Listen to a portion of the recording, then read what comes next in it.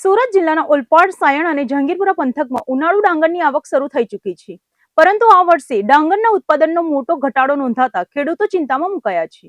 સુરત જિલ્લાના મુખ્ય ગણાતા ઓલપાડ, સાયણ અને જહાંગીરપુરા વિસ્તારોમાં ઉનાળુ ડાંગર પાકીને તૈયાર થઈ ગઈ છે અને મંડળીઓમાં તેની આવક પણ શરૂ થઈ ગઈ છે. પરંતુ આ વર્ષે ખેડૂતોના ચહેરા પર ખુશી ગાયબ જોવા મળી રહી છે. ચાલુ વર્ષે પ્રતિકૂળ હવામાન અને અન્ય કારણોસર ઉનાળુ ડાંગરના એકંદર ઉત્પાદનમાં 15 થી 20% મોટો ઘટાડો નોંધાયો છે, જેના કારણે ધરતીપુત્રો ભારે ચિંતાના માહોલમાં ગરકાવ થઈ ગયા છે. ડાંગરની આવકના સરખામણીના આંકડાઓ પર નજર કરીએ તો ઘટાડો સ્પષ્ટપણે જોઈ શકાય છે. ગત વર્ષે 2025માં જહાંગીરપુરા મંડળીમાં 2.25 લાખ ગુણ, સાયણમાં 1.36 લાખ ગુણ અને ઓલપાડમાં સૌથી વધુ 5.11 લાખ ગુણ ડાંગરની મફલક આવક થઈ હતી. જેની સામે ચાલુ વર્ષે 2026માં અત્યાર સુધીમાં સાયણમાં માત્ર 60,000 ગુણ, ઓલપાડમાં 2.30 લાખ ગુણ અને જહાંગીરપુરામાં 1.5 લાખ ગુણની જ આવક નોંધવા પામી છે. આમ ગત વર્ષે સરખામણીએ ચાલુ સિઝનમાં ડાંગરની આવક લગભગ અડધી થઈ જતા સહકારી ખરીદ વેચાણ મંડળીઓના સત્તાધીશો પણ ચિંતિત થયા છે. ઉત્પાદન ઘટવાની સીધી અસર ખેડૂતોની આર્થિક આવક પર પડવાની પૂરેપૂરી શક્યતા સેવાઈ રહી છે.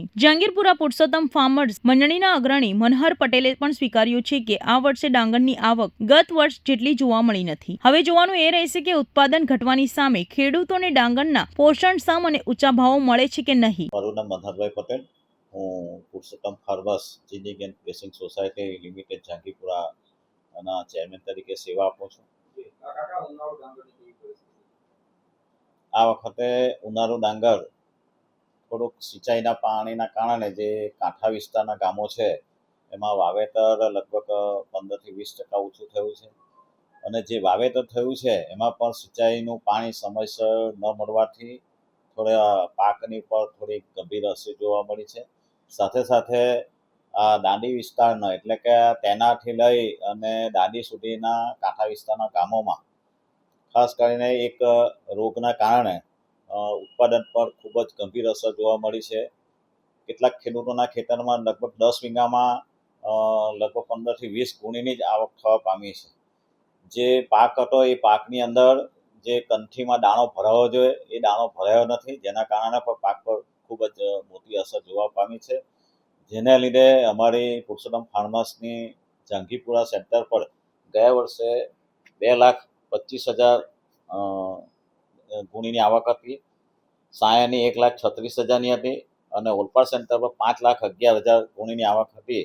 તેની સામે સાયણમાં 60,000 ગુણી, ઓલપાડમાં 2,30,000 ગુણી અને જહાંગીરપુરા સેન્ટર પર 1 લાખ ગુણી તેમજ કુબેરન ભોયસિંગ, પાલ કોટન જેવી અન્ય સહકારી સંસ્થાઓમાં પણ આ ડાંગરના આવક પર ઘણી મોટી અસર જોવા મળી છે.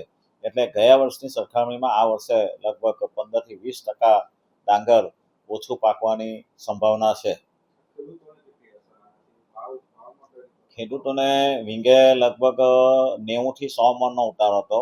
આ વખતે 85 મણની જેવી આ વખતે ઉતારો છે. એટલે સ્વાભાવિક છે કે ખેડૂતોને પણ આ વખતે 10 થી 15 મણ 20 મણ ડાંગરની જે આવક છે એમાં ઘટાડો જોવા મળ્યો છે.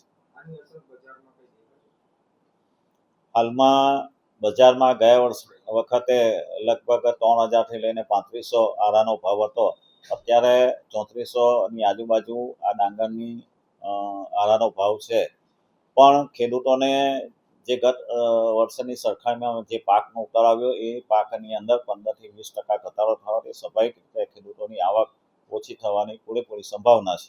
એની સાથે સાથે મંત્રીએ પણ કરોડો રૂપિયામાં ધિરાણ કર્યું હોય એટલે મંત્રીની આવકમાં પણ મહદ અંશે ઘટાડો જોવા મળી રહ્યો છે.